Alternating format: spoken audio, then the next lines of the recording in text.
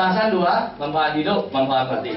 Dari 0 sampai 55, sampai akhir hidup AHA, orang butuh apa? Butuh jaminan kesehatan. Ini jangan ditulis dulu, ya. Oke, dari 0 sampai 20 tahun orang belajar, betul? 20 tahun sampai 55 tahun orang menjalani kehidupan, betul? Kehidupan produktif. Di sini orang mulai berkeluarga, orang mulai punya anak. Maka dia butuh manfaat mati. Manfaat mati untuk apa? Kalau terjadi sesuatu pada si pencari uang, maka keluarganya tidak akan terganggu keuangannya, betul? Kalau dia punya kesempatan hidup lebih panjang, 55 tahun, sampai dengan akhir hidupnya, orang itu butuh apa?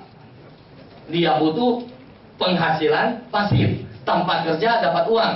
Untuk bisa tanpa kerja dapat uang, maka di usia mudanya dia harus mengumpulkan sejumlah uang atau harta untuk bisa menghasilkan uang. Setuju Bapak Ibu? Setuju. Ya. Nah, kalau sampai umur 55 ke atas dia tidak punya sejumlah uang untuk bisa menghasilkan penghasilan pasif, itu berarti ada yang salah dengan cara kerjanya sekarang.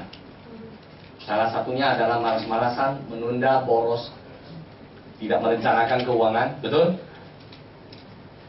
Dan lain-lain. Oke? Lalu naik lagi Bapak Ibu Saudara. Kalau dia adalah orang yang punya visi yang ke depan dan penghasilannya bagus, dia produktif, dia mungkin berpikir bagaimana memperbaiki kualitas ekonomi keturunan. Kualitas status keuangan dengan cara membeli UP untuk umur yang lebih panjang, betul? Atau memperbesar UP dan lain sebagainya. Kalau ini besar pun sebenarnya udah cukup. Begitu meninggal ini diwariskan, betul nggak Bapak Ibu?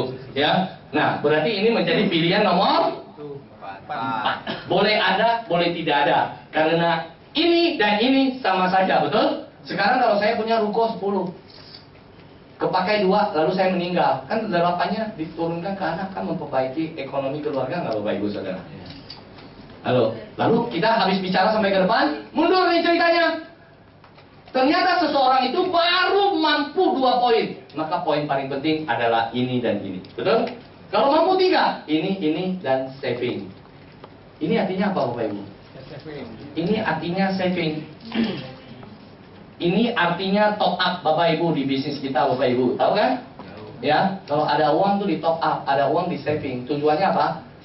Berjaga-jaga mengumpulkan sejumlah uang. Kalau di umur 55 ke atas, Anda bisa menikmati penghasilan pasif.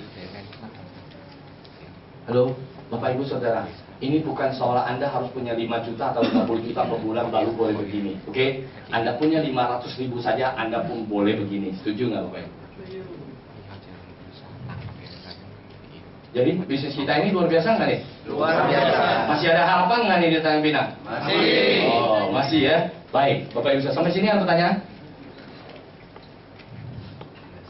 Nggak ada? Kalau nggak ada udah boleh pulang, kita undi hadiah sekarang ya. Baik, Bapak Ibu Saudara, ya kalau Anda sudah paham ini, maka Bapak Ibu, Anda jadi tahu bahwa ketika orang menggembar-gemborkan tentang UP, orang hanya berbicara satu pokok bahasan kecil daripada seluruh hal yang harus di-cover. Betul ya? Ya, ini bicara tentang uang pertanggungan, rumusnya yang tadi, betul ya? Dan yang nomor 3, kita berbicara tentang saving, yaitu top up, betul ya? Saver, betul ya? Ya, ada uang, masukkan ke situ. Ya, kalau kita baru punya uang 60 juta, mau beli rumah LSSSS aja di Tanjung Pinang nggak cukup, betul? Rumah sangat sempit, sangat sederhana sehingga saudara sangat segan singgah. Nggak cukup kan, Bapak Ibu? Nggak cukup kan? Nah, daripada nggak cukup, titip dulu di sini. Karena uangnya terus bisa naik juga, betul nggak Bapak Ibu? Sama dengan kalau beli rumah tujuannya supaya naik terus. Kalau cukup mau beli rumah beli, kalau nggak cukup bisa taruh di sini, betul? Nah, itu dia. Ya, berapa sih harga rumah sangat sempit, sangat sederhana di sini? Berapa? Ada nggak sih? Atau BTN, bangunan tidak normal? Berapa jutaan, Bu? Tuh, itu aja 90 jutaan. Kalau hari ini baru punya 30 jutaan, mau taruh di mana? Di bawah bantal. Rugi, taruh di bank. Bunga depositonya kena pajak. Sementara taruh di sini, bunganya, keuntungannya tidak kena pajak, dilipat gandakan. Bunga majemuk tidak kena pajak, itu ada di saving. Anda boleh punya uang, salah taruh, gedenya lambat. Makanya kenapa orang kaya makin kaya?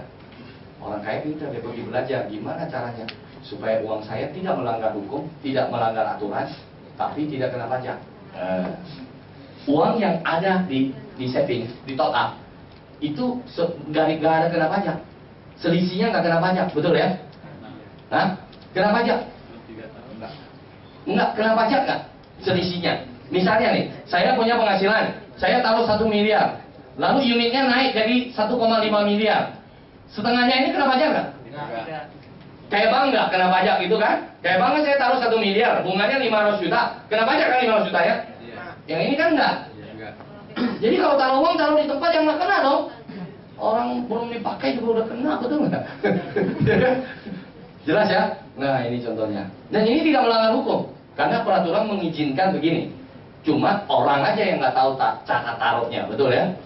Bapak Ibu, tugas kita adalah mendidik masyarakat untuk meletakkan uang tepat pada tempatnya. Supaya apa? Supaya di akhir hidupnya nanti punya jumlah yang cukup.